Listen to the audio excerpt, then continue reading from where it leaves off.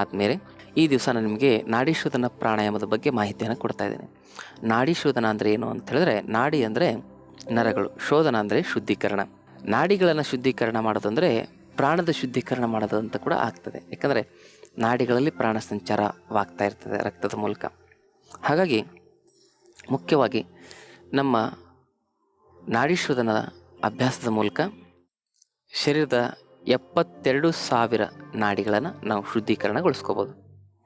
ಶರೀರದಲ್ಲಿರ್ತಕ್ಕಂಥ 72,000 ನಾಡಿಗಳನ್ನು ನಾವು ಜೋಡಿಸಿದ್ರೆ ಈ ಬ್ರಹ್ಮಾಂಡವನ್ನು 3 ಸುತ್ತು ಹಾಕ್ಬೋದಷ್ಟು ಉದ್ದವಾಗಿರ್ತಕ್ಕಂಥ ನಾಡಿಯ ಜಾಲವನ್ನು ಮನುಷ್ಯನ ಶರೀರದಲ್ಲಿ ಮನುಷ್ಯ ಹೊಂದಿರ್ತಾನೆ.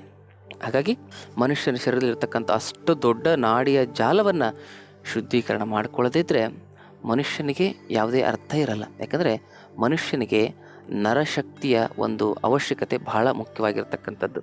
ಅದಕ್ಕೆ ಮನುಷ್ಯನಿಗೆ ನರಮಾನವ ಅಂತ ಕರೀತಾರೆ, ಮಾಂಸ ಮಾನವ ಅಂತ ಕರೆಯಲ್ಲ. ನೀವು ಮಸಲ್ಸನ್ನು ಎಷ್ಟೇ ಬಿಲ್ಡ್ ಮಾಡಿ ನರಗಳ ದೌರ್ಬಲ್ಯತೆ ಇದ್ದರೆ ಯಾವ ಮಸಲ್ಸು ಕೂಡ ಯಾವ ಉಪಯೋಗಕ್ಕೆ ಬರಲ್ಲ. ಈಗ ಬಾಡಿ ಬಿಲ್ಡರ್ ನೋಡಿ, ಕೊನೆಯದಾಗಿ ಅವರು ಸಾಯೋ ಸಂದರ್ಭದಲ್ಲಿ ಎಷ್ಟು ಹಿಂಸೆ ಅನುಭವಿಸ್ತಾರೆ. ಯಾವುದೋ ಈ WWF ಅಂತ ಒಂದು ಗೇಮ್ ಬರ್ತದೆ, ಆ ಗೇಮಲ್ಲಿ ಹುಚ್ಚರ ಸಂತೆ ಇದ್ದಂಗೆ ಇರ್ತದೆ. ಅವ್ರು ಕೊನೆಯದಾಗಿ ಸಾಯೋ ಸಂದರ್ಭ ನೋಡಿ ಎಷ್ಟು ಕಷ್ಟಪಟ್ಟು ಅವ್ರು ಸಾಯ್ತಾರೆ. ಹಾಗಾಗಿ ಮನುಷ್ಯನ ಜೀವನ ಕೊನೆಗೆ ಆಧ್ಯಾತ್ಮಿಕ ಚಿಂತನೆಗಳಲ್ಲಿ, ಭಾವನಾತ್ಮಕವಾಗಿರ್ತಕ್ಕಂಥ ಒಂದು ವಿಚಾರಗಳಲ್ಲಿ ಮತ್ತು ಸಂತೋಷದಾಯಕವಾಗಿರ್ತಕ್ಕಂಥ ಸ್ಥಿತಿಯಲ್ಲಿ ಕೊನೆಯಾಗಬೇಕೇ ಹೊರತು, ಅರ್ಥಗರ್ಭಿತವಾಗಿ ಮನುಷ್ಯನ ಸಾವಾಗಬೇಕೇ ಹೊರತು ಅರ್ಥಹೀನವಾಗಿ ಮನುಷ್ಯ ಪಶು ಪಕ್ಷಿ ಪ್ರಾಣಿಗಳಂತೆ ಸಾಯಬಾರ್ದು. ಅದಕ್ಕೆ ಮನುಷ್ಯನಿಗೆ 6th ಸೆನ್ಸ್ ಇದೆ. ಅದಕ್ಕಾಗಿ ಮನುಷ್ಯನ ಎಲ್ಲ ನರನಾಡಿಗಳ ವ್ಯವಸ್ಥೆಯ ಒಂದು ವಿಕಾರಗಳನ್ನು ದೂರ ಮಾಡಲಿಕ್ಕೆ ನಾಡಿಶೋಧನ ಬಹಳ ಮುಖ್ಯ. ನಾಡಿಶೋಧನದ ಲಾಭಗಳು: ನರ ದೌರ್ಬಲ್ಯತೆಯನ್ನು ನಿವಾರಣೆ ಮಾಡ್ಬೋದು. ನರ ದೌರ್ಬಲ್ಯತೆ ಜೊತೆಗೆ ನಾಡಿಶೋಧನ ಮಾಡೋದ್ರಿಂದ ನಿಮ್ಮ ಜೀವನದಲ್ಲಿ ನಿಮಗೆ BP ಸಮಸ್ಯೆ ಬರೋಂಗಿಲ್ಲ. ಯಾರಿಗೆ BP ಸಮಸ್ಯೆ ಇದೆ, ನಾಡಿಶೋಧನ 10 ನಿಮಿಷ ಮಾಡಿ ನೋಡಿ, 10 ನಿಮಿಷದಲ್ಲಿ ನಿಮ್ಮ BP ಕಡಿಮೆ ಆಗ್ತದೆ. 10 ನಿಮಿಷದಲ್ಲಿ. ಯಾರಿಗೆ ಹೃದಯದ ಸಮಸ್ಯೆ ಇದೆ ಅವರು ನಾಡಿಶೋಧನ ಮಾಡ್ಬೋದು. ಗರ್ಭಾವಸ್ಥೆಯಲ್ಲಿ ತಾಯಂದರು ನಾಡಿಶೋಧನ ಮಾಡಿದ್ರೆ ಮಕ್ಕಳು ಎಷ್ಟು ಚೈತನ್ಯದಿಂದ ಹುಟ್ಟುತ್ತಾವಂದರೆ ಆ ಮಗು ಬಹಳ ಅದ್ಭುತವಾಗಿ ಹುಡ್ತದೆ. ನಾಡಿಶೋಧನ ಮಾಡಿದಾಗ ನಿಮ್ಮ ಹೊಟ್ಟೆಲಿರ್ತಕ್ಕಂಥ ಮಗು ಏನಾಗ್ತದೆ ಅಂತೇಳಿದ್ರೆ ಸಂಪೂರ್ಣವಾಗಿ ಡೆವಲಪ್ಮೆಂಟ್ ಆಗ್ತದೆ. ಇಲ್ಲಾಂದ್ರೆ ಏನಾಗ್ತದೆ, ಮಗುವಿಗೆ ಅಂಗವಿಕಾರಗಳಾಗ್ತವೆ. ಮಗುವಿಗೆ ಕಣ್ಣು ಸರಿ ಇರಲ್ಲ, ಹೃದಯ ಸರಿ ಇರಲ್ಲ, ಹುಟ್ಟಿದ ಮಗುವಿಗೆ ತಲೆಯಲ್ಲಿ ಕೂದಲೇ ಇರಲ್ಲ. ಹುಟ್ಟಿದ ತಕ್ಷಣ ಮಗು ಅಂಗವೈಕಲ್ಯದಿಂದ ಬದುಕ್ತಕ್ಕಂಥ ಒಂದು ಸ್ಥಿತಿ ಏರ್ಪಾಟಾಗ್ತದೆ. ಹುಟ್ಟಿದ ಮಗುವಿಗೆ ಸಕ್ಕರೆ ಕಾಯಿಲೆ ಬರ್ತದೆ. ಯಾಕಂದರೆ ಪ್ರಾಣಿಗೆ ಎನರ್ಜಿನೇ ಇರಲ್ಲ. ತಾಯಿಯ ಹೊಟ್ಟೆಯಲ್ಲಿ ಇನ್ನೊಂದು ಜೀವ ಇರ್ತದೆ. ತನ್ನ ಜೀವ ಮತ್ತು ಇನ್ನೊಂದು ಜೀವಕ್ಕೆ ಬೇಕಾಗಿರ್ತಕ್ಕಂಥ ಪ್ರಾಣಶಕ್ತಿಯನ್ನು ಒದಗಿಸ್ಲಿಕ್ಕಾಗಿ ಪ್ರಾಣಾಯಾಮನೇ ಮಾಡಲಿಲ್ಲ ಅಂದರೆ ಭಾಳ ಸಮಸ್ಯೆ ಆಗ್ತದೆ. ಗರ್ಭಾವಸ್ಥೆಯಲ್ಲಿ ಯಾವುದೇ ಪ್ರಾಣಾಯಾಮವನ್ನು ಮಾಡಬಾರ್ದು. ನಾಡಿಶೋಧನ ಮತ್ತು ಭ್ರಾಮರಿ ಪ್ರಾಣಾಯಾಮವನ್ನು ಮಾತ್ರ ಮಾಡಬೇಕು. ಅದರ ಜೊತೆಗೆ ಶಿವಯೋಗ ಮಾಡ್ಬೋದು. ಭಸ್ತ್ರಿಕಾ ಕಪಾಲಭಾತಿ ಗರ್ಭಾವಸ್ಥೆಯಲ್ಲಿ ಮಾಡಲಿಕ್ಕಾಗಲ್ಲ. ಆದರೆ ನಾಡಿಶೋಧನ ಮಾಡಿದ್ರೆ ಮಗು ಸರ್ವಾಂಗೀಣ ಅಭಿವೃದ್ಧಿಯನ್ನು ಕಾಣ್ತದೆ. ತಾಯಿ ಗರ್ಭದಲ್ಲಿ ಅಷ್ಟೊಂದು ವಿಕಾಸಮಯವಾಗಿ ಬೆಳೀತದೆ. ಮಗುಗೆ ಯಾವುದು ಪ್ರೋಟೀನ್ ಕೊರತೆ, ನ್ಯೂಟ್ರಿಷನ್ ಕೊರತೆ ಆಗ್ಲಿಕ್ಕೆ ಸಾಧ್ಯನೇ ಇಲ್ಲ. ಯಾಕಂದರೆ ನಾಡಿಶೋಧನ ನಿಮ್ಮ ಶರೀರದಲ್ಲಿರ್ತಕ್ಕಂಥ ಜೀವ ರಾಸಾಯನಿಕ ಕ್ರಿಯೆಗಳನ್ನು ಆ್ಯಕ್ಟಿವ್ ಮಾಡ್ತದೆ. ಡೈಜೆಷನ್ ಬೇಕಾಗಿರ್ತಕ್ಕಂಥ ನರ ವ್ಯವಸ್ಥೆ ವೀಕ್ ಆದರೆ ನಮ್ಮ ಡೈಜೆಷನ್ ಸಮಸ್ಯೆ ಆಗ್ತದೆ. ಹಾಗಾಗಿ ಯಾವುದೇ ಒಂದು ಅಂಗಾಂಗಕ್ಕೆ ಕ್ರಿಯೆ ನಡಿಬೇಕು ಅಂತ ಹೇಳಿದ್ರೆ ಅದಕ್ಕೆ ನರಗಳ ಒಂದು ಶಕ್ತಿ ಬೇಕೇ ಬೇಕಾಗ್ತದೆ. ಈ ಬೆರಳು ಹಿಂಗೆ ಅಲಗಾಡಲಿಕ್ಕೆ ನರಶಕ್ತಿ ಇಂಪಾರ್ಟೆಂಟ್. ನರಗಳ ದೌರ್ಬಲ್ಯತೆ ಏನಾದರೂ ಆಗಿ ಅಲ್ಲಿ ನರಗಳ ಶಕ್ತಿ ಕೆಲಸ ಮಾಡದಿದ್ರೆ ನಮಗೇನಾಗುತ್ತೆ, ಲಕ್ವ ಹೊಡಿತದೆ. ಮ್ಯಾಕ್ಸಿಮಮ್ ಲಕ್ವ ಹಿಡಿತಾ ಇರತಕ್ಕಂಥದ್ದು ನರ ದೌರ್ಬಲ್ಯತೆಯಿಂದಾನೆ, ನ್ಯೂರಾಲಜಿಕಲ್ ಪ್ರಾಬ್ಲಮಿಂದಾನೆ ಲಕ್ವ ಬರೋದು. ಅದಕ್ಕಾಗಿ ನೀವು ಮುಖ್ಯವಾಗಿ ನರಗಳ ವ್ಯವಸ್ಥೆಯನ್ನು ಜಾಗೃತವಾಗಿಟ್ಕೊಳ್ಬೇಕಂದ್ರೆ ನಾಡಿಶೋಧನ ಮಾಡಬೇಕು. ಇನ್ನೊಂದು, ನಾಡಿಶೋಧನ ಮಾಡೋದ್ರಿಂದ ನಮ್ಮ ಶರೀರದಲ್ಲಿ ಬ್ಯಾಲೆನ್ಸಿಂಗ್ ಆಗುತ್ತೆ. ಇದಕ್ಕೆ ಹಠಯೋಗ ಅಂತ ಕರೀತಾರೆ ನಾಡಿಶೋಧನಕ್ಕೆ. ಹಮ್ ಅಂದರೆ ನಮ್ಮ ಎಡಭಾಗದ ನಾಡಿ, ಠಮ್ ಅಂದರೆ ಬಲಭಾಗದ ನಾಡಿ. ಹಮ್ ಅಂದರೆ ನಮ್ಮ ಚಂದ್ರನಾಡಿ, ಟಮ್ ಅಂದರೆ ಸೂರ್ಯನಾಡಿ. ಗೊತ್ತಾಯ್ತಲ್ಲ? ಈ ಚಂದ್ರ ಮತ್ತು ಸೂರ್ಯ ಈ ಜಗತ್ತಿಗೆ ಹೇಗೆ ಬ್ಯಾಲೆನ್ಸಿಂಗ್ ಆಗಿರ್ತಕ್ಕಂಥ ಒಂದು ಶಕ್ತಿಯನ್ನು ಒದಗಿಸ್ತಾ ಇದ್ದಾವಲ್ಲ, ಹಾಗೆ ನಮ್ಮ ಶರೀರದಲ್ಲಿ ಕೂಡ ಸೂರ್ಯ ಚಂದ್ರ ಶಕ್ತಿ ಇದೆ. ನಮ್ಮ ಶರೀರದಲ್ಲಿ ಪೃಥ್ವಿ ಇದೆ. ನಮ್ಮ ಶರೀರದಲ್ಲಿ ಪಂಚಮಹಾಭೂತಗಳಿದ್ದಾವೆ. ಅವುಗಳನ್ನ ಕ್ರಿಯಾಶೀಲಗೊಳಿಸ್ಕೊಳ್ಳಿಕ್ಕಾಗಿ ಈ ನಾಡಿಶೋಧನವನ್ನು ಮಾಡ್ತಕ್ಕಂಥದ್ದು. ನಾಡಿಶೋಧನ ಮಾಡತಕ್ಕಂಥ ಒಂದು ವಿಧಿವಿಧಾನವನ್ನು ಮೊದಲು ನೋಡ್ಕೋಬೇಕು. ಮೊದಲನೇದಾಗಿ ದೀರ್ಘವಾಗಿ ಉಸಿರನ್ನ ಒಳಗಡೆ ತೆಗೆದುಕೊಳ್ಬೇಕು. ಅಷ್ಟೇ ನಿಧಾನವಾಗಿ ಆ ಉಸಿರನ್ನ ಹೊರಗಡೆ ಬಿಡಬೇಕು. ಎರಡನೇ ಬಾರಿಗೆ ದೀರ್ಘವಾಗಿ ಉಸಿರನ್ನ ತೆಗೆದುಕೊಳ್ಬೇಕು, ಅಷ್ಟೇ ನಿಧಾನವಾಗಿ ಆ ಉಸಿರನ್ನ ಹೊರಗಡೆ ಬಿಡಬೇಕು. ಮೂರನೇ ಬಾರಿ ದೀರ್ಘವಾಗಿ ಉಸಿರನ್ನು ತೆಗೆದುಕೊಂಡು ಬಲಭಾಗದ ನಾಸಿಕಾಗ್ರವನ್ನು ಮುಚ್ಚಿ ಎಡಭಾಗದ ನಾಸಿಕಾಗ್ರದಿಂದ ಉಸಿರನ್ನು ಬಿಡ್ತಾ ಈ ಪ್ರಾಣಾಯಾಮವನ್ನು ಶುರು ಮಾಡಬೇಕು. ಎಡಗಡೆ ಪ್ರಾರಂಭ ಮಾಡಿ ಎಡಗಡೆನೆ ಈ ಪ್ರಾಣಾಯಾಮವನ್ನು ಕೊನೆ ಮಾಡಬೇಕು. ಹಾಗಿದ್ರೆ ಈ ಪ್ರಾಣಾಯಾಮವನ್ನು ನಾನೀಗ ಪ್ರಾರಂಭ ಮಾಡ್ತಾ ಇದ್ದೀನಿ, ಅದನ್ನು ಹೇಗೆ ಮಾಡ್ತೀನಿ ಅಂತಕ್ಕಂಥದ್ದನ್ನು ಈಗ ನೋಡ್ತಾ ಬನ್ನಿ. ಬಲಗೈಯಲ್ಲಿ ಶ್ವಾಸ ಮುದ್ರೆ, ಎಡಗೈಯಲ್ಲಿ ಮೊದಲು ಅಪಾನ ಮುದ್ರೆ, ಸಮಾನ ಮುದ್ರೆ, ಪ್ರಾಣ ಮುದ್ರೆ. ಮೊದಲು ಅಪಾನ ಮುದ್ರೆಯಲ್ಲಿ ಮಾಡೋಣ. ದೀರ್ಘವಾಗಿ ಉಸಿರು ತೆಗೆದುಕೊಳ್ತಾ ಇದ್ದೀವಿ.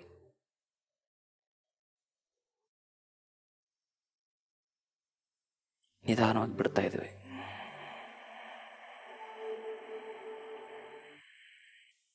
ಇನ್ನೊಮ್ಮೆ ಶಬ್ದರಹಿತವಾಗಿ ಉಸಿರು ತೆಗೆದುಕೊಳ್ತಾ ಇದ್ದೀವಿ.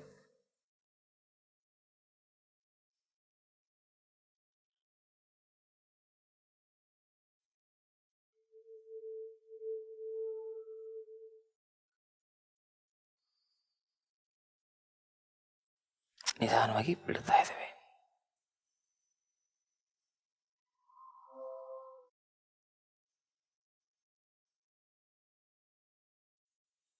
ಹೀಗೆ 2 ಬಾರಿ ಆದ ನಂತರ 3ನೇ ಬಾರಿ ಉಸಿರು ತೆಗೆದುಕೊಳ್ತಾ ಇದ್ದೀವಿ.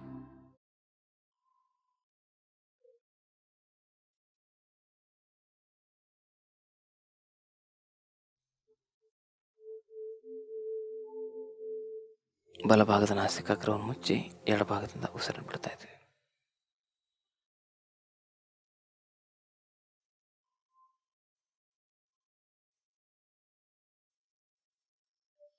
ಎಡಭಾಗದಿಂದ ತೆಗೆದುಕೊಳ್ತಾ ಇದ್ದೀವಿ.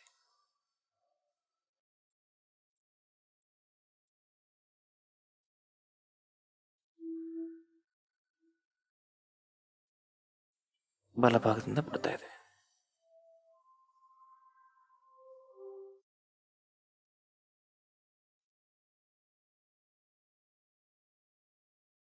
ಬಲಭಾಗ ತೆಗೆದುಕೊಳ್ಳೋದು,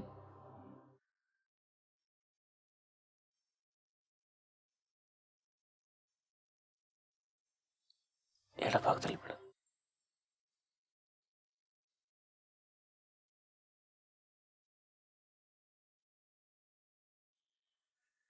ಹೀಗೆ ನಿರಂತರವಾಗಿ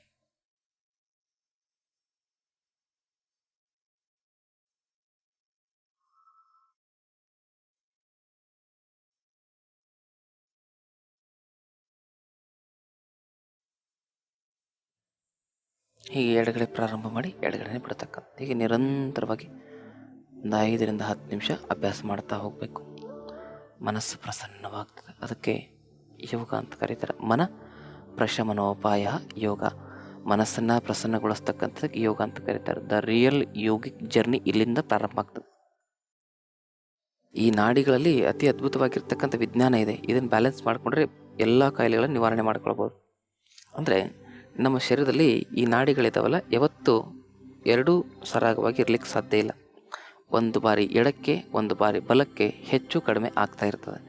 ಎಡಕ್ಕೆ ಹೆಚ್ಚಾದಾಗ ಅದಕ್ಕೆ ಚಂದ್ರನಾಡಿಯ ಒಂದು ಕ್ರಿಯಾಶೀಲತೆ ಅಂತ ಹೇಳ್ತಾರೆ. ಬಲಕ್ಕೆ ಹೆಚ್ಚಾದಾಗ ಅದಕ್ಕೆ ಸೂರ್ಯನಾಡಿಯ ಕ್ರಿಯಾಶೀಲತೆ ಅಂತ ಹೇಳ್ತಾರೆ. ಇವುಗಳು 1 ಗಂಟೆಯ ಒಳಗಡೆ ಎಡದಿಂದ ಬಲಕ್ಕೆ, ಬಲದಿಂದ ಎಡಕ್ಕೆ ಅವು ಟ್ರಾನ್ಸ್ಫರ್ ಆಗಬೇಕು. ಅಕಸ್ಮಾತ್ ಕೆಲವು ಸಂದರ್ಭದಲ್ಲಿ ದೇಹದಲ್ಲಿ ಆಗ್ತಕ್ಕಂಥ ಕೆಲವೊಂದಿಷ್ಟು ವ್ಯತ್ಯಾಸಗಳಿಂದ, ಅನಾಹುತಗಳಿಂದ ಎಡಕ್ಕೆ ಉಳಿತದೆ, ಬಲಕ್ಕೆ ಉಳಿತದೆ. ಅಂದರೆ ಎಡಕ್ಕೆ ಜೋರಾಗಿರ್ತಕ್ಕಂಥ ಶ್ವಾಸ ಎಡಕ್ಕೇ ಮುಂದುವರೆದರೆ 1 ಗಂಟೆಯ ನಂತರ ನಮ್ಮಲ್ಲಿ ಸ್ಥೂಲಕಾಯವಾಗಲಿಕ್ಕೆ ಪ್ರಾರಂಭ ಆಗ್ತದೆ. ಎಡದಿಂದ ಬಲಕ್ಕೆ 1 ಗಂಟೆ ಆದ ನಂತರ ಅದು ಬರಲಿಲ್ಲ ಅಂದರೆ ನಾವು ದಪ್ಪ ಆಗಲಿಕ್ಕೆ ಪ್ರಾರಂಭ ಆಗ್ತೇವೆ. ನಮ್ಮಲ್ಲಿ ಕೋಲ್ಡ್ ಅಲರ್ಜಿಗಳು ಆಗ್ತವೆ. ನಮ್ಮಲ್ಲಿ ಮೈಗ್ರೇನ್ ಸಮಸ್ಯೆ ಬರಲಿಕ್ಕೆ ಶುರುವಾಗ್ತದೆ. ಶೀತ ಪದೇ ಪದೇ ಆಗಿ ನಮ್ಮ ಈ ಒಂದು ಸೈನಸ್ ಗ್ಲ್ಯಾಂಡ್ಗಳು ಬ್ಲಾಕ್ ಆಗ್ತಾ ಬರ್ತವೆ. ಇಲ್ಲಿ ಡರ್ಟಿ ವಾಟರ್ ತುಂಬಿಕೊಳ್ಳಿಕ್ಕೆ ಪ್ರಾರಂಭ ಆಗ್ತದೆ. ಮತ್ತು ನಮ್ಮ ಕೆಲಸ ಕಾರ್ಯಗಳು ಸ್ಲೋ ಆಗ್ತಾ ಬರ್ತವೆ. ನಾವು ಮಂದಗತಿಯಲ್ಲಿ ಕೆಲಸ ಮಾಡಲಿಕ್ಕೆ ಶುರು ಮಾಡ್ತೇವೆ. ಸುಸ್ತಾಗಲಿಕ್ಕೆ ಪ್ರಾರಂಭ ಆಗ್ತದೆ. ತುಂಬ ಎಲ್ಲ ಎಂಜೈಟಿ. ಮತ್ತೇನಾಗ್ತದೆ, ಇದರಿಂದ ಬಹಳ ಮುಖ್ಯವಾಗಿ ಡಿಪ್ರೆಷನ್ಗೆ ಹೋಗ್ಬಿಡ್ತಾರೆ ಮನುಷ್ಯರು ಎಡಗಡೆ ಹೆಚ್ಚಾದರೆ. ಅದು ಬಲಗಡೆಯಿಂದ ಎಡಗಡೆ ಮೂವ್ ಆಗದೆ ಬಲಗಡೆನೇ ಉಳ್ಕೊಂಡ್ರೆ ಏನಾಗುತ್ತೆ ಅಂದರೆ, ಮೊದಲು ನಮ್ಮ ಶರೀರದಲ್ಲಿ ಪಿತ್ತಾಂಶ ಜಾಸ್ತಿ ಆಗುತ್ತೆ. ಅದರ ಮುಖಾಂತರ ಶರೀರದಲ್ಲಿ ನರ ದೌರ್ಬಲ್ಯತೆ ಜಾಸ್ತಿ ಆಗುತ್ತೆ. ಹೃದಯಾಘಾತ ಆಗ್ಬೋದು, BP ಜಾಸ್ತಿ ಆಗ್ತದೆ, ಬ್ರೈನ್ ಹೆಮರೇಜ್ ಆಗ್ತದೆ. ಮತ್ತು ಅತಿ ನಮ್ಮ ಶರೀರದಲ್ಲಿ ಉಷ್ಣ ಜಾಸ್ತಿ ಆಗೋದ್ರ ಜೊತೆಗೆ ಚರ್ಮದ ಸಮಸ್ಯೆಗಳು ಬರ್ತವೆ. ಪಿತ್ತ ವಿಕಾರದ ದೋಷದಿಂದ ಕಣ್ಣಿನ ಸಮಸ್ಯೆ ಬರ್ತದೆ. ಆ ಪಿತ್ತ ವಿಕಾರದ ದೋಷದಿಂದ ನಮ್ಮ ಸಿಟ್ಟು ಕೋಪ ಜಾಸ್ತಿ ಆಗ್ತದೆ. ಸಿಡುಕಿನ ಸ್ವಭಾವದಿಂದ ಮನಸ್ಸು ಹಾಳಾಗ್ತದೆ.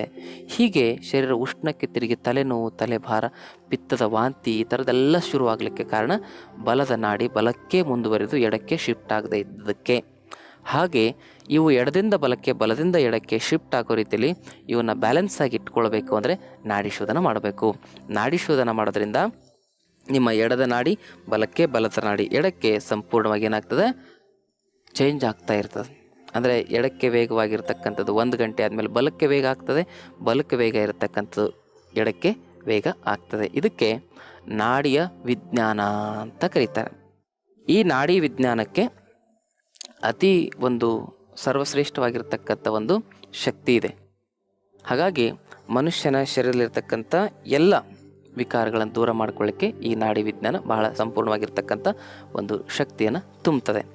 ಮತ್ತು ನಾಡಿ ಶೋಧನವನ್ನು ಮಾಡೋದ್ರ ಮೂಲಕ ನಮ್ಮ ಆಭಾಮಂಡಲ ಸೃಷ್ಟಿಯಾಗ್ತದೆ, ಹೆಚ್ಚಾಗಿ ಬೆಳೀತದೆ. ನನ್ನ ಫೋಟೋ ತೆಗಿಲಿಕ್ಕಾಗಿ, ನನ್ನ ವಿಡಿಯೋ ಮಾಡಲಿಕ್ಕಾಗಿ ಕ್ಯಾಮ್ರಾ ಬಳಸ್ತಾ ಇದ್ದಾರೆ. ನನ್ನ ಶರೀರದ ಹೊರಗಡೆ ಇನ್ನೊಂದು ಶರೀರ ಇದೆ, ಅದನ್ನು ಫೋಟೋ ತೆಗಿಲಿಕ್ಕಾಗಿ ಕ್ರಿಲಿಯನ್ ಫೋಟೋಗ್ರಾಫಿ ಅಂತ ಬಳಸ್ತಾರೆ. ನಮ್ಮ ಶರೀರದೊಳಗಡೆ ಇರ್ತಕ್ಕಂಥ ಅಂಗಗಳನ್ನು ನೋಡಲಿಕ್ಕೆ ಸ್ಕ್ಯಾನಿಂಗ್ ಬಳಸ್ತಾರಲ್ವ, ಸೋನೋಗ್ರಾಫಿ ಹೇಗಿದೆ ಅಲ್ವಾ, ಹಾಗೆ ನಮ್ಮ ಈ ಒಂದು ಎಕ್ಸ್ಟರ್ನಲ್ ಫೋಟೋಗ್ರಾಫಿಗಾಗಿ ಕ್ರಿಲಿಯನ್ ಫೋಟೋಗ್ರಾಫಿ ಅಂತಕ್ಕಂಥದ್ದು ಬಳಸ್ತಾರೆ. ನೀವು ನಾಡಿ ಶೋಧನ ಮಾಡಿದ ನಂತರ ನಿಮ್ಮ ಕ್ರಿಲಿಯನ್ ಫೋಟೋಗ್ರಾಫಿ ಮೂಲಕ ನಿಮ್ಮ ಆರಾ ಫೋಟೋ ತೆಗೆದ್ರೆ ಅದು 10, 15, 20 ಇಂಚು 1-2 ಫೀಟ್ವರೆಗೂ ಬೆಳ್ಕೊಂಡಿರ್ತದೆ. ಹಾಗೆ ನಿಮ್ಮ ಸೂಕ್ಷ್ಮ ಶರೀರದ ಬೆಳವಣಿಗೆಯ ಮೂಲಕ ನಿಮ್ಮಲ್ಲಿ ಅತೀಂದ್ರಿಯ ಶಕ್ತಿಯನ್ನು ಜಾಗೃತಗೊಳಿಸ್ತಕ್ಕಂಥ ಒಂದು ಶಕ್ತಿ ಈ ನಾಡಿ ಶೋಧನಕ್ಕಿದೆ. ನಾಡಿ ಶೋಧನ ಮಾಡೋರಿಗೆ ಯಾವತ್ತೂ ಸಮಯಕ್ಕೆ ಪೂರ್ವದಲ್ಲಿ ಸಾವು ಸಂಭವಿಸೋದಿಲ್ಲ. ಅತಿ ದೀರ್ಘಾಯುಷಿಗಳಾಗ್ತಾರೆ ನಾಡಿ ಶೋಧನ ಮಾಡೋರು. ನಾಡಿ ಶೋಧನ ಮಾಡೋರು ಕನಿಷ್ಠ ಪಕ್ಷ 100 ವರ್ಷ ಬದುಕ್ತಾರೆ ಸರಿಯಾಗಿ ನಾಡಿ ಶೋಧನ ಮಾಡಿದರೆ. ಮತ್ತು ನಾಡಿ ಶೋಧನ ಮಾಡದವ್ರಿಗೆ ಸಿಟ್ಟು ಕೋಪ ಕಡಿಮೆ ಆಗುತ್ತೆ. ನೆರೆಮನೆಯ ಬೆಂಕಿಯನ್ನು ನಾವು ಆರಿಸ್ಬೇಕಾದ್ರೆ ನಮ್ಮ ಮನೆಯೊಳಗಿರ್ತಕ್ಕಂಥ ಬೆಂಕಿಯನ್ನು ಮೊದಲು ಆರಿಸ್ಕೊಂಡಿರಬೇಕು. ನಮ್ಮೊಳಗಡೆ ಬೆಂಕಿ ಇದ್ದರೆ ಅದು ನಮ್ಮನ್ನೇ ಸುಡ್ತದೆ, ನೆರೆಮನೆಯನ್ನು ಸುಡ್ಲಿಕ್ಕೆ ಸಾಧ್ಯ ಇಲ್ಲ. ಅದಕ್ಕೆ ತನ್ನೊಳಗಿನ ಕಿಚ್ಚು ತನ್ನನ್ನೇ ಸುಟ್ಟಲ್ಲದೆ ನೆರೆಮನೆಯ ಸುಡದು ಕೂಡಲ ಸಂಗಮ ದೇವ ಅಂತ ಕರೀತಾರೆ. ಮನೆಯೊಳಗಿನ ಬೆಂಕಿ ಮನೆಯ ಸುಟ್ಟಲ್ಲದೆ ನೆರೆಮನೆಯ ಸುಡದು. ನಾವು ಶುದ್ಧವಾಗಿ ಇಟ್ಕೊಂಡು ಬೇರೆಯವ್ರನ್ನ ಶುದ್ಧವಾಗಿಸಲಿಕ್ಕೆ ಪ್ರಯತ್ನ ಮಾಡಬೇಕು. ಹಾಗಾಗಿ ನಮ್ಮ ಮಾನಸಿಕ ಸ್ಥಿರತೆ, ಭಯ, ಆತಂಕ ಇವೆಲ್ಲವನ್ನು ಕೂಡ ದೂರ ಮಾಡ್ಕೊಳ್ಳಿಕ್ಕೆ ನಾಡಿ ಶೋಧನ, ಶರೀರದಲ್ಲಿ ಇರ್ತಕ್ಕಂಥ ಎಲ್ಲ ಮಾನಸಿಕ ವಿಕಾರಗಳನ್ನು ದೂರ ಮಾಡಿ ಮನಸ್ಸನ್ನು ವಾಸ್ತವ ಸ್ಥಿತಿಯಲ್ಲಿ ತೆಗೆದುಕೊಂಡು ಹೋಗ್ತಕ್ಕಂಥ ಶಕ್ತಿ ನಾಡಿ ಶೋಧನಕ್ಕೆ ಇದೆ. ಗೊತ್ತಾಯ್ತಲ್ಲ? ಹಾಗಾಗಿ ಈ ನಾಡಿ ಶೋಧನ ಬೇರೆ ಬೇರೆ ಸಮಸ್ಯೆ ಇರ್ತಕ್ಕಂಥವ್ರು ಬೇರೆ ಬೇರೆ ಮುದ್ರೆಯಲ್ಲಿ ಮಾಡೋದ್ರಿಂದ ನಾಡಿ ಶೋಧನ ನಿವಾರಣೆ ನಿಮ್ಮ ಸಮಸ್ಯೆಗಳು ನಿವಾರಣೆ ಆಗ್ತವೆ. ವರ್ಣ ಮುದ್ರೆಯಲ್ಲಿ ನೀವು ನಾಡಿ ಶೋಧನ ಮಾಡಿದರೆ ಕಿಡ್ನಿ ಸಮಸ್ಯೆ ಬಹಳ ಬೇಗ ನಿವಾರಣೆ ಆಗ್ತದೆ. ಪ್ರಾಣ ಮುದ್ರೆಯಲ್ಲಿ ನಾಡಿ ಶೋಧನ ಮಾಡೋದ್ರಿಂದ ನಿಮ್ಮ ಮೈಕ್ರೋ ನ್ಯೂಟ್ರಿಯೆಂಟ್ಸ್ಗಳ ಕೊರತೆ, ವಿಟಮಿನ್ ಕೊರತೆ, ಡಯಾಬಿಟಿಸ್ಗೆ ಇರತಕ್ಕಂಥ ನಿಮ್ಮ ಬೀಟಾ ಸೆಲ್ಗಳ ಒಂದು ನಿಶಕ್ತಿ ಮತ್ತು ಅದರ ಜೊತೆಗೆ ಮುಖ್ಯವಾಗಿ ನಿಮ್ಮ ಕ್ಯಾಲ್ಸಿಯಂ ಕೊರತೆ ಆಗಿರ್ಬೋದು, ಯಾವುದೇ ರೀತಿಯಾಗಿರ್ತಕ್ಕಂಥ ಪೋಷಕ ತತ್ವಗಳ ಕೊರತೆಯನ್ನು ನಿವಾರಣೆ ಮಾಡಲಿಕ್ಕಾಗಿ ಪ್ರಾಣ ಮುದ್ರೆ ಸಹಾಯ ಮಾಡ್ತದೆ. ಅಪಾನ ಮುದ್ರೆಯಲ್ಲಿ ನೀವು ನಾಡಿ ಶೋಧನ ಮಾಡೋದ್ರಿಂದ ನಿಮ್ಮ ಹೊಟ್ಟೆಯಲ್ಲಿರ್ತಕ್ಕಂಥ ತ್ಯಾಜ್ಯ ಸಂಪೂರ್ಣವಾಗಿ ಹೊರಗೆ ಹೋಗ್ತದೆ. ನಿಮಗೆ ಕಾನ್ಸ್ಟಿಪೇಷನ್ ಸಮಸ್ಯೆ ನಿವಾರಣೆ ಆಗ್ತದೆ. ಹಾಗೆ ಜ್ಞಾನ ಮುದ್ರೆ ಮೂಲಕ ನೀವು ಮಾಡೋದ್ರಿಂದ ಮಕ್ಕಳಲ್ಲಿ IQ, LQ, EQ, SQ level ಸಂಪೂರ್ಣವಾಗಿ ಬ್ಯಾಲೆನ್ಸ್ ಇರ್ತದೆ. ಮಕ್ಕಳಿಗೆ ಜ್ಞಾಪಕ ಶಕ್ತಿ ಯಥೇಚ್ಛವಾಗ್ತದೆ. ಮಕ್ಕಳಲ್ಲಿ ಹಠದ ಸ್ವಭಾವ ಕಡಿಮೆ ಆಗ್ತದೆ. ಮಕ್ಕಳು ನೀವು ಕೊಟ್ಟಿರ್ತಕ್ಕಂಥ ಆಹಾರವನ್ನು ಸರಿಯಾಗಿ ತಿಂತಾರೆ. ಇಲ್ಲಾಂದರೆ ಮಕ್ಕಳು ಕರಿಬೇವು ಸೊಪ್ಪನ್ನು ತೆಗೆದಿರ್ತಾರೆ, ಕೊತ್ತಂಬರಿ ಸೊಪ್ಪನ್ನು ತೆಗೆದಿರ್ತಾರೆ, ಈರುಳ್ಳಿ ತೆಗೆದಿರ್ತಾರೆ, ತರಕಾರಿ ತೆಗೆದಿರ್ತಾರೆ, ಅವ್ರಿಗೆ ಯಾವುದೇ ನ್ಯೂಟ್ರಿಷನ್ ಕೂಡ ಸಿಗಲ್ಲ. ಅಂತಹ ಒಂದು ಆ ಮಕ್ಕಳ ಮನಸ್ಥಿತಿಯನ್ನು ಹಾಳು ಮಾಡ್ತಕ್ಕಂಥದ್ದಕ್ಕೆ ಕಾರಣ ಆದರೆ ನಾವು ಕೊಡ್ತಾ ಇರತಕ್ಕಂಥ ಸಂಸ್ಕಾರನೇ. ನಾವು ಸರಿಯಾಗಿ ಸಂಸ್ಕಾರವನ್ನು ಕೊಟ್ಟಿಲ್ಲ ಅವ್ರಿಗೆ. ಮಗು ಗರ್ಭದಲ್ಲಿರಬೇಕಾದ್ರೆ ಸಂಸ್ಕಾರವನ್ನು ಪಡಿತಾ ಇರ್ತದೆ. ಹಾಗಾಗಿ ನಮ್ಮ ಸಂಸ್ಕಾರ ಗರ್ಭದಿಂದಲೇ ಶುರುವಾಗಬೇಕು. ಗರ್ಭಾವಸ್ಥೆಯಲ್ಲಿರ್ತಕ್ಕಂಥ ತಾಯಿ ನಾಡಿ ಶೋಧನ ಮಾಡಿದ್ರೆ ತನಗೂ ಒಳ್ಳೆಯದು, ಮಗುಗೂ ಕೂಡ ಒಳ್ಳೆಯದು, ನಾರ್ಮಲ್ ಹೆರಿಗೆ ಆಗ್ತದೆ. ಈವನ್ ಆಂಜಿಯೋಪ್ಲಾಸ್ಟಿ ಆಪರೇಷನ್ ಆಗಿರ್ತಕ್ಕಂಥವ್ರು ಕೂಡ, ಹಾರ್ಟಿಗೆ ಬೈಪಾಸ್ ಸರ್ಜರಿ ಆಗಿರ್ತಕ್ಕಂಥವ್ರು ಕೂಡ ನಾಡಿ ಶೋಧನ ಮಾಡೋದ್ರಿಂದ ತಮ್ಮ ಆಯಸ್ಸನ್ನು ಹೆಚ್ಚಿಸ್ಕೋಬೋದು. ಆ ರೀತಿ ನಮಗೆ ಹೃದಯ ಸಮಸ್ಯೆ ಆ ಒಂದು ಕಣ್ಣಿನ ಸಮಸ್ಯೆ ಆಗಿರ್ಬೋದು, ಶರೀರದಲ್ಲಿ ಯಾವುದೇ ಸಮಸ್ಯೆ ಆಗಿರ್ಬೋದು ಬರಲೇಬಾರದು. ಶರೀರವನ್ನು ನಾವು ಸ್ವಸ್ಥವಾಗಿ ಇಟ್ಕೊಳ್ಬೇಕಂದ್ರೆ ಪ್ರತಿನಿತ್ಯ ಕನಿಷ್ಠ ಪಕ್ಷ 10 ನಿಮಿಷನಾದರೂ ನಾಡಿ ಶೋಧನ ಪ್ರಾಣಾಯಾಮ ಮಾಡ್ಬೋದು. ಈ ಪ್ರಾಣಾಯಾಮವನ್ನು ಹೊಟ್ಟೆ ತುಂಬಿದಾಗಲೂ ಮಾಡ್ಬೋದು, ಹೊಟ್ಟೆ ಖಾಲಿ ಇದ್ದಾಗಲೂ ಮಾಡ್ಬೋದು, ಎಲ್ಲಿ ಬೇಕಲ್ಲೂ ಈ ಪ್ರಾಣಾಯಾಮ ಮಾಡ್ಬೋದು. ಕಪಾಲಭಾತಿಯನ್ನು ಮಾಡ್ಲಿಕ್ಕೆ ಹೊಟ್ಟೆ ಖಾಲಿ ಇರಬೇಕು, ಭಸ್ತ್ರಿಕಾ ಮಾಡ್ಲಿಕ್ಕೆ ಹೊಟ್ಟೆ ಖಾಲಿ ಇರಬೇಕು, ಬೇರೆ ಬೇರೆ ಅಗ್ನಿಸಾರ ಮಾಡಲಿಕ್ಕೆ ಹೊಟ್ಟೆ ಖಾಲಿ ಇರಬೇಕು, ನೌಲಿ ಮಾಡ್ಲಿಕ್ಕೆ ಹೊಟ್ಟೆ ಖಾಲಿ ಇರಬೇಕು. ಆದರೆ ನಾಡಿ ಶೋಧನ ಮಾಡಬೇಕಾದ್ರೆ ಹೊಟ್ಟೆ ಖಾಲಿ ಇರತಕ್ಕಂಥ ಅವಶ್ಯಕತೆ ಇಲ್ಲ. ನಿಮ್ಗೆ ಯಾವಾಗ ಟೈಮ್ ಸಿಗ್ತದೆ, ಆಫೀಸ್ನಲ್ಲಿ ಟೈಮ್ ಸಿಕ್ಕರೆ ಆಫೀಸ್ನಲ್ಲೂ ಕೂಡ ಮಾಡ್ಬೋದು, ಬಸ್ಸಲ್ಲಿ ಟೈಮ್ ಸಿಕ್ಕರೆ ಬಸ್ಸಲ್ಲಿ ಕೂಡ ಮಾಡ್ಬೋದು. ಒಟ್ಟಿನಲ್ಲಿ ನಾಡಿ ಶೋಧನ ಮಾಡೋದ್ರಿಂದ ನಿಮ್ಮ ನ್ಯೂರಾಲಜಿಕಲ್ ಎನರ್ಜಿ ಇನ್ಕ್ರೀಸ್ ಆಗ್ತಾ ನಿಮ್ಮ ನರ ದೌರ್ಬಲ್ಯತೆಗಳನ್ನು ನೀವು ಸಂಪೂರ್ಣವಾಗಿ ದೂರ ಮಾಡ್ಕೊಳ್ಬೋದು. ಪಾರ್ಕಿನ್ಸನ್ ವಾಸಿನೇ ಆಗಲ್ಲ ಅಂತಾರೆ, ನಾಡಿ ಶೋಧನ ಮೂಲಕ ಪಾರ್ಕಿನ್ಸನ್ ವಾಸಿ ಆಗುತ್ತೆ. ಮಸ್ಕ್ಯುಲರ್ ಡಿಸ್ಟ್ರೋಫಿ ಅಂತ ದೊಡ್ಡ ದೊಡ್ಡ ಭಯಾನಕ ಕಾಯಿಲೆಗಳು, ಕ್ಯಾನ್ಸರ್ನಂಥ ಕಾಯಿಲೆಗಳನ್ನು ಕೂಡ ನಾಡಿ ಶೋಧನ ಮೂಲಕ ನಾವು ವಾಸಿ ಮಾಡ್ಕೋಬೋದು. ಅದಕ್ಕಾಗಿ ನಿಮ್ಗೆ ಯಾವುದೇ ಸಮಸ್ಯೆ ಇರಲಿ, ಅದಕ್ಕೆ ಬೇಕಾಗಿರ್ತಕ್ಕಂಥ ಮುದ್ರೆಗಳನ್ನು ನಾವು ಸೂಚಿಸ್ತೇವೆ, ಅದಕ್ಕೆ ಬೇಕಾಗಿರ್ತಕ್ಕಂಥ ಟ್ರೈನಿಂಗನ್ನು ನಾವು ಕೊಡ್ತೇವೆ. ನೀವು ಬಂದು ನಮ್ಮ ಆಶ್ರಮದಲ್ಲಿ 1 ವಾರ ಇದ್ದುಕೊಂಡು ಯೋಗಾಭ್ಯಾಸದ ಟ್ರೈನಿಂಗನ್ನು ಕಲ್ತ್ಕೊಂಡು ನೀವು ಹೋಗಿ ಪ್ರಾಕ್ಟೀಸ್ ಮಾಡಲಿಕ್ಕೆ ಶುರು ಮಾಡಿ. 1 ತಿಂಗಳಲ್ಲಿ ನಿಮ್ಮ ಪರಿವರ್ತನೆ ಬಂದೇ ಬರ್ತದೆ. ನಮಗೆ ಈ ರೀತಿಯಾಗಿರ್ತಕ್ಕಂಥ ಪತ್ರಗಳು ಬರ್ತಾ ಇದ್ದಾವೆ. 1 ತಿಂಗಳಿಗೆ ನಿಮ್ಮಲ್ಲಿ ಆರೋಗ್ಯದಲ್ಲಿ ಒಂದು ಅತಿ ಅದ್ಭುತವಾಗಿರ್ತಕ್ಕಂಥ ಪರಿವರ್ತನೆ ಬರ್ತದೆ. ಸುಮಾರು ಜನ 15 ದಿವಸಕ್ಕೆ ಸಕ್ಕರೆ ಕಾಯಿಲೆಗೆ, BP ಗೆ, ಹೃದಯಕ್ಕೆ ಮೆಡಿಸಿನ್ ತಗೊಳ್ತಕ್ಕಂಥದ್ದು ನಿಲ್ಲಿಸಿ ಈಗ 2-3 ವರ್ಷದಿಂದ ಆರಾಮಾಗಿರ್ತಕ್ಕಂಥವ್ರು ನಾವು ನೋಡ್ತಾ ಇದ್ದೇವೆ. ಹಾಗಾಗಿ ನಾಡಿ ಶೋಧನ ಅಂತಕ್ಕಂಥದ್ದು ನಮ್ಮ ಶರೀರದಲ್ಲಿರ್ತಕ್ಕಂಥ ಎಲ್ಲ ತಾಮಸಿಕ ಸ್ವಭಾವವನ್ನು ದೂರ ಮಾಡ್ತದೆ, ರಾಜಸಿಕ ಸ್ವಭಾವವನ್ನು ದೂರ ಮಾಡ್ತದೆ. ತಾಮಸಿಕ ರಾಜಸಿಕ ಸ್ವಭಾವವನ್ನು ದೂರ ಮಾಡಿ ನಮ್ಮಲ್ಲಿ ಸಾತ್ವಿಕ ಶಕ್ತಿಯನ್ನು ಹೆಚ್ಚಿಸ್ತಕ್ಕಂಥ ಒಂದು ಅತಿ ಅದ್ಭುತವಾಗಿರ್ತಕ್ಕಂಥ ಒಂದು ಕ್ರಿಯೆಗೆ ನಾಡಿ ಶೋಧನ ಅಂತ ಕರೀತಾರೆ. ಹಾಗಾಗಿ ನಾಡಿ ಶೋಧನ ಮಾಡೋ ಸಂದರ್ಭದಲ್ಲಿ ನಾವು ಮುಖ್ಯವಾಗಿ ಉಸಿರಾಟದ ದೀರ್ಘತೆಯನ್ನು ಹೆಚ್ಚಿಸ್ಕೊಳ್ಬೇಕು. ಇದಾದ ಮೇಲೆ ನಾಡಿ ಶೋಧನ ಅಂತ ಹೇಳಿದ್ರೆ ಉಸಿರಾಟದಲ್ಲಿ ಶಬ್ದ ಮಾಡಬಾರ್ದು. Soundless breath, deep breath, rhythmic breath and slow breath. ಉಸಿರನ್ನು ರಿದಮೆಟಿಕ್ ಆಗಿ ತಗೋಬೇಕು, ಅಂದರೆ ಲಯಬದ್ಧವಾಗಿ ತೆಗೆದುಕೊಳ್ಬೇಕು, ಲಯಬದ್ಧವಾಗಿ ಬಿಡಬೇಕು. ಉಸಿರನ್ನ ಶಬ್ದರಹಿತವಾಗಿ ತೆಗೆದುಕೊಳ್ಬೇಕು, ಬಿಡಬೇಕು. ಉಸಿರನ್ನು ಏನು ಮಾಡಬೇಕು ಅಂತ ಹೇಳಿದ್ರೆ ನಿಧಾನವಾಗಿ ತೆಗೆದುಕೊಳ್ಬೇಕು, ಉಸಿರನ್ನ ಆಳವಾಗಿ ತೆಗೆದುಕೊಳ್ಬೇಕು. ಡೀಪ್ ಬ್ರೆತ್ ಅಂದರೆ ಆಳವಾದ ಉಸಿರಾಟ, ಸ್ಲೋ ಬ್ರೆತ್ ಅಂದರೆ ನಿಧಾನವಾದ ಉಸಿರಾಟ, ಸೌಂಡ್ಲೆಸ್ ಬ್ರೆತ್ ಅಂದರೆ ಶಬ್ದರಹಿತವಾದ ಉಸಿರಾಟ, ರಿದಮೆಟಿಕ್ ಬ್ರೆತ್ ಅಂದರೆ ಲಯಬದ್ಧವಾದ ಉಸಿರಾಟ. ಹೀಗೆ ಉಸಿರಿಗೆ 4 ಕ್ವಾಲಿಟಿ ನೀವು ನಾಡಿ ಶೋಧನ ಮಾಡೋ ಸಂದರ್ಭದಲ್ಲಿ ಇರಬೇಕು. ಗೊತ್ತಾಯ್ತಲ್ಲ? Deep breath, slow breath, soundless breath, rhythmic breath ಅಂದರೆ ದೀರ್ಘವಾಗಿ, ಆಳವಾಗಿ, ನಿಧಾನವಾಗಿ ಮತ್ತು ಲಯಬದ್ಧವಾಗಿ ಉಸಿರಾಟ ಮಾಡ್ತಾ ನಾಡಿ ಶೋಧನ ಮಾಡಿದ್ರೆ ನಿಮಗೆ 100% ಇದರಲ್ಲಿ ಲಾಭ ಸಿಕ್ಕೇ ಸಿಗ್ತದೆ. ಹಾಗಾಗಿ ನೀವು ನಾಡಿ ಶೋಧನ ಮಾಡೋ ಸಂದರ್ಭದಲ್ಲಿ ಓಂಕಾರದ ಉಚ್ಚಾರಣೆಯನ್ನು ಕೂಡ ಮಾಡ್ಬೋದು. ಓಂ ಅಂತ ಮಂತ್ರ ಹೇಳ್ತಾ ಉಸಿರನ್ನು ತೆಗೆದುಕೊಳ್ಳೋದು, ಓಂ ಅನ್ನೋ ಮಂತ್ರ ಹೇಳ್ತಾ ಉಸಿರನ್ನ ಹೊರಗಡೆ ಬಿಡೋದು. ಈ ರೀತಿ ನೀವು ಮಂತ್ರಗಳ ಮೂಲಕನೂ ಕೂಡ ನಾಡಿ ಶೋಧನವನ್ನು ಮಾಡಬಹುದು. ಮತ್ತು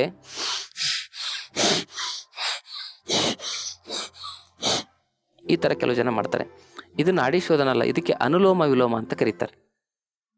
ಅನುಲೋಮ ವಿಲೋಮನೆ ಬೇರೆ, ನಾಡಿ ಶೋಧನ ಬೇರೆ. ಅನುಲೋಮ ವಿಲೋಮದಲ್ಲಿ ಶಬ್ದ ಮಾಡ್ತೇವೆ ನಾವು, ನಾಡಿ ಶೋಧನದಲ್ಲಿ ಶಬ್ದ ಮಾಡಬಾರ್ದು. ಮತ್ತು ಈ ನಾಡಿ ಶೋಧನದಲ್ಲಿ ಸೂರ್ಯಭೇದನ ನಾಡಿ ಶೋಧನ, ಚಂದ್ರಭೇದನ ನಾಡಿ ಶೋಧನ ಅಂತಕ್ಕಂಥದ್ದು ಬರ್ತವೆ. ಅಂದರೆ ಸೂರ್ಯಭೇದಿ ನಾಡಿ ಶೋಧನ ಅಂದರೆ ಬಲಭಾಗದ ನಾಸಿಕಾಗ್ರದಲ್ಲಿ ಉಸಿರಾಟ ಮಾಡ್ತಾ ಹೋಗೋದಕ್ಕೆ ಸೂರ್ಯಭೇದಿ ನಾಡಿ ಶೋಧನ ಅಂತ ಕರೀತಾರೆ. ಬಲಭಾಗದಲ್ಲಿ ಉಸಿರನ್ನು ತೆಗೆದುಕೊಳ್ಳೋದು, ಬಲಭಾಗದಲ್ಲೇ ಬಿಡೋದು. ಈ ರೀತಿ ಯಾರಿಗೆ ಪದೇ ಪದೇ ಕೋಲ್ಡ್ ಆಗ್ತಾ ಇರ್ತದೆ, ಯಾರಿಗೆ ಪದೇ ಪದೇ ಕೋಲ್ಡ್ ಅಲರ್ಜಿಯಿಂದ ತಲೆನೋವು ಬರ್ತಾ ಇರ್ತದೆ, ಅವರು ಈ ರೀತಿಯಾಗಿರ್ತಕ್ಕಂಥ ಪ್ರಾಣಾಯಾಮ ಮಾಡಬೇಕು. ಮತ್ತು ಎಡಭಾಗದ ನಾಸಿಕಾಗ್ರದಲ್ಲಿ ಉಸಿರಾಟ ಮಾಡೋರು ಯಾವಾಗ ಅಂತ ಹೇಳಿದ್ರೆ, ನೀವು ಸ್ಟಡಿ ಮಾಡೋ ಟೈಮಲ್ಲಿ ಎಡಭಾಗದ ನಾಸಿಕಾಗ್ರದಲ್ಲಿ 2 ನಿಮಿಷ ನೀವು ಉಸಿರಾಟ ಮಾಡಿ ನೀವು ಓದಲಿಕ್ಕೆ ಕೂತ್ಕೊಳ್ಳಿ. ನಿಮ್ಮ ಮನಸ್ಸು ಚಂಚಲವಾಗದೆ ನಿಯಂತ್ರಣದಲ್ಲಿ ಇರ್ತದೆ. ಮನಸ್ಸಿನ ವಿಕಾರಗಳನ್ನು ದೂರ ಮಾಡಲಿಕ್ಕೆ, ಮನಸ್ಸಿನ ಒಂದು ಚಂಚಲತೆಯನ್ನು ದೂರ ಮಾಡಲಿಕ್ಕೆ ಎಡಭಾಗದ ನಾಸಿಕಾಗ್ರದ ಉಸಿರಾಟ ಅಂದರೆ ಚಂದ್ರ ಭೇದಿ ನಾಡಿ ಶೋಧನ ಪ್ರಾಣಾಯಾಮ ಅತಿ ಉಪಯುಕ್ತವಾಗಿ ಕೆಲಸ ಮಾಡ್ತದೆ. ಹಾಗಾಗಿ ನಾಡಿ ಶೋಧನಕ್ಕೆ ಇಷ್ಟೆಲ್ಲ ಶಕ್ತಿ ಇದೆ. ಮತ್ತು ಸಾತ್ವಿಕ ಆಹಾರದ ಮೂಲಕ ಪ್ರಾಣಾಯಾಮ ಬಹಳ ಮುಖ್ಯ. ನೀವು ಬಹಳ ಮುಖ್ಯವಾಗಿ ಸಾತ್ವಿಕ ಆಹಾರ ಅಂದರೆ ಏನು ಫುಡ್ ಅಂತ ತೆಗೆದುಕೊಳ್ತಿರಲ್ಲ, ಆಹಾರ ತೆಗೆದುಕೊಳ್ಳೋದಕ್ಕಿಂತ ಮೊದಲು ನೀವು ಸ್ವಲ್ಪ ಮಟ್ಟಿಗೆ ಆದರೂ ತರಕಾರಿಯನ್ನು ಸೇವನೆ ಮಾಡಬೇಕು. ತರಕಾರಿ ಸೇವನೆ ಮಾಡಿದ್ರೆ ನಿಮ್ಮಲ್ಲಿ ಏನಾಗ್ತದೆ, ಹೊಟ್ಟೆಯಲ್ಲಿರ್ತಕ್ಕಂಥ ಎಲ್ಲ ಆ ಒಂದು ಡೈಜೆಸ್ಟಿವ್ ಎಂಜೈಮ್ಸ್ಗಳು ಕ್ರಿಯಾಶೀಲವಾಗಿ ಕೆಲಸ ಮಾಡ್ತವೆ. ಅದಕ್ಕಾಗಿ ಆಹಾರ ತೆಗೆದುಕೊಳ್ಳುವ ಮೊದಲು ನೀವೇನು ಮಾಡಬೇಕು, ಮೊದಲು ತರಕಾರಿ ಅಥವಾ ಫ್ರೂಟ್ಸನ್ನು ತೆಗೆದುಕೊಳ್ಬೇಕು. ಹಣ್ಣು ಅಥವಾ ತರಕಾರಿ ತಿಂದ ಮೇಲೆ ಆಹಾರ ತಿಂದರೆ ಆ ಆಹಾರ ಏನಾಗ್ತದೆ, ಔಷಧಿಯಾಗಿ ಕೆಲಸ ಮಾಡ್ತದೆ. ಇಲ್ಲ ಅಂದರೆ ಔಷಧಿಗಳನ್ನು ಆಹಾರದ ಥರ ತೆಗೆದುಕೊಳ್ಬೇಕಾಗ್ತದೆ. ಅದಕ್ಕಾಗಿ ಹಣ್ಣು ಮತ್ತು ತರಕಾರಿಗಳಲ್ಲಿ ಹೆಚ್ಚು ಯಥೇಚ್ಛವಾಗಿ ಜೀವರಾಸಾಯನಿಕ ಶಕ್ತಿ ಇರ್ತದೆ. ಅಂದರೆ ಆ ಆಕ್ಸಿಜನ್ ಕೂಡ ಆಹಾರದ ಮೂಲಕ ನಮಗೆ ಸೇರ್ತದೆ.